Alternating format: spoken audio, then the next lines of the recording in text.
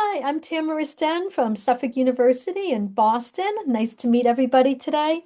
So I'm here to talk about the Sustainability Lens game, which is a classroom-based learning tool that helps to create sustainable enterprises that are resilient, fun, and innovative. We do that with the help of Sustainability Sam, which is our little AI bot that helps to build, keep track of ideas, keep track of stories, keep track of different processes. And all of this is based on the theory and applied learning stories that are here in the Profitable Good, which is a 14-week curricula that has quizzes and case studies and a step-by-step way to build a profitable, sustainable business. So let's go take a look at what all of that means. I'm going to introduce you to my PowerPoint, and let's just do a quick share. Okay.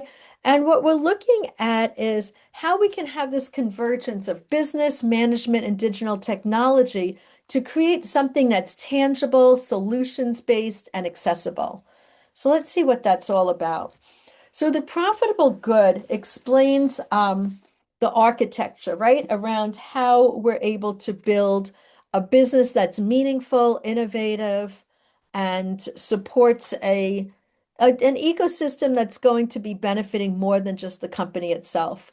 So we start by working with the business model canvas, okay, which is a design thinking model where we're able to look at the way we're working with our customers, how we're producing our goods and services, and then how we're valuing it, right? What's our cost of our inputs and how are we making earnings with that? And when we look at that, we look at that in the context of the ecosystem, right? What's the larger ecosystem where these businesses are taking place? So we look at the idea of people, profit, and planet, right? The three P's, which I think are pretty well known, but we put that within the context of purpose. So people, profit, and planet is looking at how is my business using resources? How is it benefiting people in my community? How is it still a viable business that's creating revenue? And when we create purpose, it takes those people, profit, and planet ideas and turns them away from just being a checklist to being more of a way of being, right? So the question is, well, why are you doing this, right? What's the mission? What's the vision? And the other piece that I bring into this is called the four pillars. Okay. And the four pillars I developed when I was working in fair trade. So I spent 40 years as a practitioner running a fair trade company, running a organic cooperative, a farmers cooperative.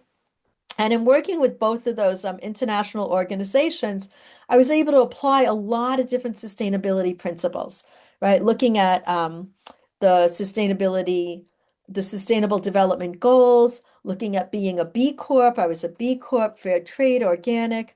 So, and in working with those different certifications, I realized that the institutions that support those certifications are very important, right? And there's a relationship, right, between the producers, the consumers, the institutions, right? Because they're the ones that are guaranteeing, for example, my product is organic, or they're, putting the guidelines on what it means to be fair trade. But they also happen in the context of government. And I think that's something really important to recognize too, because production oftentimes is not in the same places where the consumers are. And how does that come into place, right? How can we think about the environment where production is happening and the variances within that environment as also being part of our responsibility as a business owner? So if we take a look at the sustainability lens, which is something that I created, it's in the card game and it's also explained in the Profitable Good. And it was something that I created over the last 10 years through different academic presentations, research, books, thesis, and also a Fulbright study of quinoa producers in Bolivia. So in through the process of becoming more academic, as I'm looking back at the work that I've done through my different businesses, I realize there's models that we can learn from that can explain some of the best practices. And so what I did was I'm going to introduce some of these models to you, and they're what make up this lens, this sustainability lens. So one of the pieces that make up the lens is sumac camana, and that comes from the Andean region of Bolivia, also Ecuador, Peru, Colombia. And it's a way of looking at a balance of life. It goes back to the indigenous times of the Tiwanakus, before the Incas. And it works with, this is Quechua, it works with Yachai, Muna, Rurai, and Ushai. Okay, so those are Quechua words. It's an indigenous language. And what it refers to in the business sense, Yachai is about knowing, right? Knowing how to do things. Munai is about loving. And that's really interesting because when I do consulting with USA businesses, I find there's a lot of Munai missing. Okay, and that's the celebrating wins, celebrating outside of the office, being connected with community. Without Muna, you tend to have more burnout in an organization. And then we have Rurai, which is doing, the act of actually getting things done. And Ushai is interesting because it's translated as power, but it also can be understood as wisdom. So it's sort of like looking at how had things been done in the past, what's going to be the long-term impact of something that's going on. How can we really slow down and take a bigger look at what's going on? Where the difference between that and knowing, Yachai, knowing is more of immediate right now. What are the processes I need to do? And Ushai power is that ability to kind of step back and more slowly look at what's happening. At the same time, I ran into the ideas of permaculture. And I found permaculture, which is a model that's used, a nature-based model. I find that that also really helps to influence how businesses can be more sustainable. Because if you think about nature, once a business ends, let's say we close our shop and we leave it for a while, nature's going to take over. We're going to have vines growing over the walls and, trees starting to get rooted in the roof, and debris. And pretty soon that building's going to is going to go back to nature. So if we look at the resilience and strengths of nature, and we use the permaculture model, we can see how we can learn from that to also make our businesses strong. And one of the ways that nature does that is through redundancy and through abundance, which is really different than the way that we look at businesses where we're mostly looking at efficiencies, right? And trying to get things done as quick and easy as possible, in the most efficient way. And what that does is actually creates a lot of risk for us. By working with the idea of redundancy of multiple systems doing the same thing and working with abundance, you end up with being able to share and bring in other partners that are going to be important to help you survive as a business. So if we take the example of an apple tree, if the goal of the apple tree is to grow more apple trees, all it needs is a single apple and a seed. Okay, but the apple tree grows multiple apples. And in doing that, it then provides extra fruit to squirrels or other animals that'll take those apples and spread them further. Okay, so they actually end up helping the tree by creating new places for apple trees to grow that aren't going to compete with the original apple tree. To be able to make the apples, the apple tree has flowers, right? And the flowers are pollinated by bees, and the bees receive pollen. So, in the process of the apple tree creating the apple that it needs, it also has these byproducts that it's able to share with others in its community, such as the bees, as an incentive for the bees to help with what the tree is trying to achieve. And then the tree is creating its own energy from its leaves, but then once the leaves fall to the ground, the tree is reliant upon little organisms to break those leaves down into food, right? That'll eventually feed its roots and then help it to grow again. So we have these little relationships. Some of them we're directly reliant on. Some of them are sort of secondary relationships, but they're helping us to achieve our goals. But none of them are directly related to our business. Okay, so bees and squirrels aren't necessarily directly related to, an apple tree creating an apple, but they help make that all happen. And so when we're thinking about those systems, we're thinking about what does that look like in a business sense? And the other piece I went to look at is solidarity economy, and I was able to work with solidarity economy in Canada. They have a Ministry of Solidarity Economy. There's also a REPES, which is a national network of solidarity economy. And you might be familiar with it also, right? Because it's a global phenomena. And it's a way of looking at exchange as more than just dollars, right? So if you think about if I'm going to be monocropping corn, just growing a full field of corn and a windstorm comes and knocks down my corn, I've lost my crop. Okay. Whereas with solidarity economy, the idea is that we're diversifying. We're diversifying the way that we're able to generate income and get our goods and services out into the hands of others, and also get the materials that we need to produce more goods and services. And so by taking it away from just a single monetary means of exchange, we're diversifying the different ways that we're able to build the base of our business. So, for example, we might be looking at how can we have some shared land, right? Shared land ownership. How can we have maybe cooperatives, right? We have shared ownership in the company. Or maybe we have community lending, where money's staying in the community, but it's also being used to help others grow and participate in new ways. We can be looking at how is our production done, right? Can we have cottage industry where we're helping people work at home? Or we can be looking at how exchanges happen. Can we have sliding scale pricing or barter or time trade where we're trading time instead of money? And different ways to consume things. Can we have upcycling and recycling and reusing and repairing? Okay, and then looking at that surplus allocation, right? Looking at where do extra things that we don't need go, right? Can we participate in swaps? Can we participate in trades? So when we start looking at these different ways of exchanging goods and services besides just using dollars, we're developing deeper relationships. We're opening ourselves to new types of consumers coming in to use our goods. Okay, and we're expanding our markets. The other thing that we look at, I started in the beginning sort of talking about how we have a larger ecosystem, right? When we're working with our business, it's not just our company, it's everything around it. And so when we think about that, we have this tool called Circles of Sustainability, which is a United Nations Development Program project that I've been able to work on when I did my Fulbright research in Bolivia.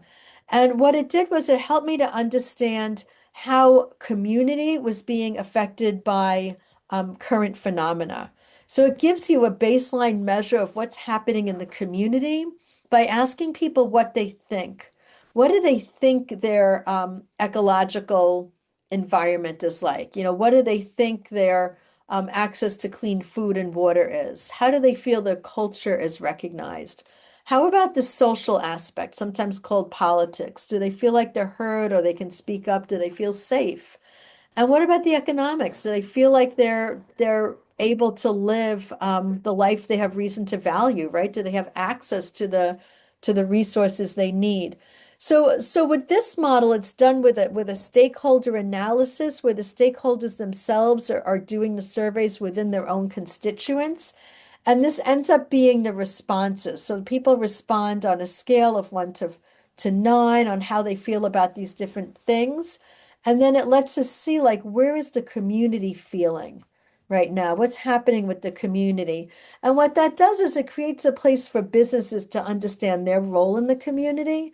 And it also, by the business participating in the study as a stakeholder, it helps them build connections with other parts of the community that they might not have normally talked with.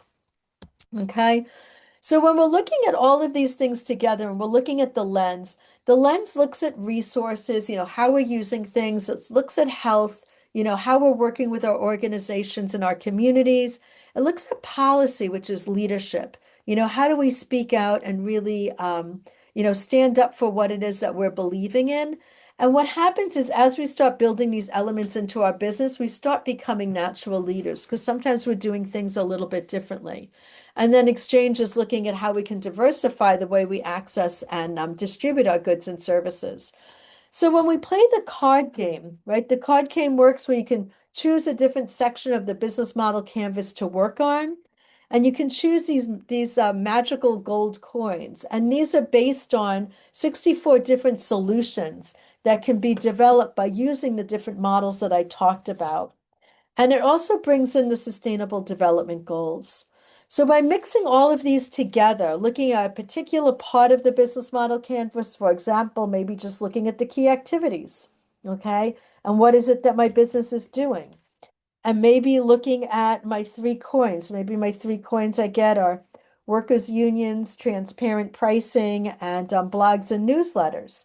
So if I'm looking at that along with my key activities, and I pick up my industry, innovation, and infrastructure, sustainable development goal card, I then get to tell a story about how these all can work together. And I've picked up these cards random because what the game does is it really helps to get our creativity and innovation going. It's a game that we can play with groups of people, so everyone's sharing ideas together or taking turns. It can be competitive because every time I'm able to incorporate one of these seemingly disparate ideas into my business, I get points for it. So I get 10 points for my sustainable development goal card, and each of these earns me 1 point. Okay. And the workers' union earns me 2 points because it's a little bit more complex. Okay, so I can think about what kind of business I'm running. Okay, and with the book, we talk about a lemonade stand at a farmer's market. So if my key activity is to make lemonade, I can build in these cards. I can have a workers' union. I can have union workers be helping me to make lemonade, and I can have transparent pricing so customers know exactly how much is going to workers and how much is going to my suppliers and who my suppliers are, and I can include that in a blog. And I can also be helping to build industry innovation and infrastructure by having a carbon-free booth at the farmers market where I'm producing products. I'm not plugged in. Maybe I'm using solar panels or I'm using bicycle power to maybe drive my blender to make smoothies or some kind of beverage like that. So what this does is it gives me ways to think a little differently about how I'm using my operations. I can tell that to Sam. Sam keeps tracks of my ideas. Sam will give me a SWOT analysis and next steps at the end. And as we play the game, we go through every single part of the business model canvas. So there's 9 different areas of the business that we're looking at. And it really gives us a fun way to start coming up with new strategies, ways to look at our business, coming up with almost $10,000, 10,000 different types of solutions. And here's my students at Suffolk University playing the sustainability lens game. And what we found was when they did the gameplay, it actually built a feeling of I can do this, right? It built a feeling of capacity for the students. And I didn't realize when I had first started that they really felt that sustainability was something so far away. And what I learned is when they played this game, they felt a lot more empowered. They felt like this was something they could really do. And so what I found was as I was doing more gameplays and I'm working with corporations can do these gameplays because they can have different departments come in. I've worked with corporations where different departments come in and by playing the game together, they start realizing where they have overlap and where they can share resources and what they can do differently. I've had downtown organizations play it where the different businesses from the downtown are looking at the town itself and seeing what they can do to start working together more, looking at the customers, looking at their resources, looking at the ways they work. So what's nice with this game is it works in many different contexts. And what I found the biggest thing is that the connections that it builds. So if we go back to that story of the leaf on the tree, this is where we're starting to get more structure to the tree. And so what that got me thinking about was the idea of regeneration, right? Regenerative social business model innovation. So the SBMI, because what this is doing, it's not just building a strong business, but it's building a strong business with a strong community all around it, and it's interconnecting all of those. And by doing this in the context of experiential learning, it gives people a chance to experiment and try out different things before they're out there in the real world really doing it. So it kind of gives them a sense of practice, a sense of possibility, and it makes them take a little bit more risks and try out things new. And I find that that's a good thing. So real quick, I'm going to kind of wrap this up with just a short story. So the way that we're building, how the sustainability lens game can build a regenerative business model, we start with the enterprise. We kind of stress test it by mapping out the different aspects of it, running the lens through it, getting different kinds of prototypes of new ways to do things, and then ending with that action.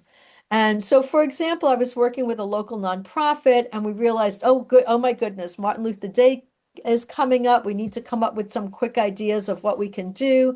They work with high school students. And so in one quick gameplay, it took us 20 minutes. We came up with a Martin Luther King Day that used an electric bus, okay, to bring students down to the MLK statue that we have in Boston on the Commons. And because of the cards we picked, it prompted folks to think about having recyclable food containers with sunflower seeds in them, and a way to be able to start something new, right? Martin Luther King Day is towards the spring, so it's this idea of renewal, so students can and participants can plant seeds in the cups, bring them home, and they're growing something new. They have this memory of the day, and it's something that's really celebrating birth and regrowth. Okay, so the last thing I want to just leave us at is some takeaways for business management and digital technology. So the idea is that the sustainability can be designed into any kind of business. Okay, looking at any aspect of the business. We can do the full model or just look at kind of the revenue or the production. And then with management, it's giving us a lot of tools to be able to make decisions, work with people differently, think about our supply chains, how we're sourcing our products. And the digital technology helps us keep track of it all. Okay. Sustainability Sam also knows all of the materials with the game, so he can also give some ideas if people get stuck, give some tips and ideas of how things can happen. So working with all of this together really gives us an opportunity to teach sustainability, not just as, lots of models, but as real applicable solutions. So looking at sustainability as a solutions-based model. And here I have a QR code for the Sustainability Lens game if you want to learn more about that. And this is a QR code for me on my LinkedIn. So definitely keep in touch, and I look forward to hearing from you. Thank you so much.